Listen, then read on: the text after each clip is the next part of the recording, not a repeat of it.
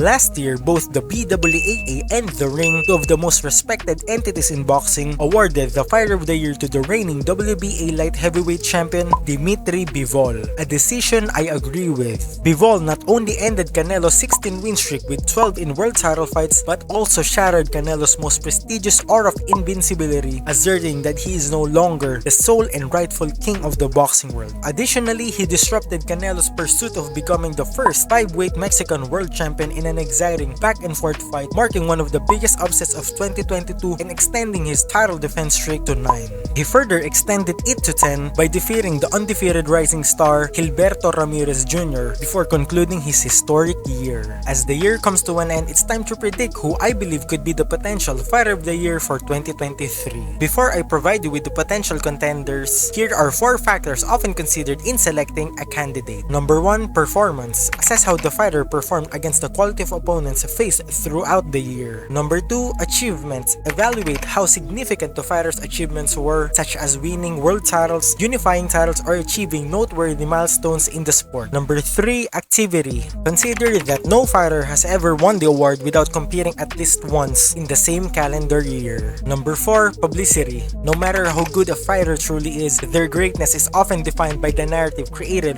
through their influence on fans, media, and the general public. Let's get started. Number 1, Terence Crawford. The first 5-belt undisputed light welterweight champion not only defended his WBO welterweight title for the 7th time, but also became the first man to achieve 2-time undisputed champion status in boxing's 5-belt era. He accomplished this feat by knocking out of the Ring's number 4 ranked pound-for-pound fighter and the undefeated unified welterweight champion Errol Spence Jr. in a one-sided brutal beatdown. Crawford is now recognized as the world's undisputed number 1 pound-for-pound boxer. Number 2, Canelo Alvarez. The reigning undisputed super middleweight champion finishes the year with 2 wins. Canelo became the only boxer to defend the 5-belt undisputed titles 3 consecutive times, achieving this feat by defeating John Ryder and the undefeated Jermell Charlo, both by decisions. His fight against Charlo became historic as the first reigning undisputed versus reigning undisputed matchup in the 5-belt era of boxing. Number 3, Naoya Inoue. After achieving undisputed status in 2022, Naoya Inoue vacated the titles and moved up in weight to defeat the undefeated unified WBC and WBO champion Stephen Fulton, becoming a 4-weight world champion.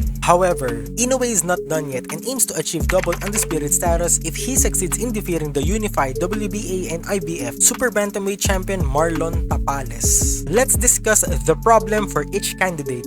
The problem with Crawford is that he only fought once this year, and it's rare to see fighters winning the award with only 1 win in the calendar year. The problem with Canelo is that these 2 wins are not among his best victories, and these 2 opponents aren't his toughest. The problem with Inoue is that he hasn't achieved double undisputed status yet. We'll just have to wait and see. Considering performance, achievements, activity, and publicity, I believe it has to be Naoya Inoue because he achieved his first undisputed status last year, and if he wins this December, he'll become a 2-time undisputed champion in just a year. If not Inoue, then Crawford stands out, mainly because he is the first boxer to achieve what Manny Pacquiao and Floyd Mayweather Jr. never accomplished during their long welterweight runs, becoming an undisputed welterweight champion and attaining a double undisputed status, a feat that hasn't been done before. Thanks for watching. It's actually my first long video since 2019. I hope you enjoy it.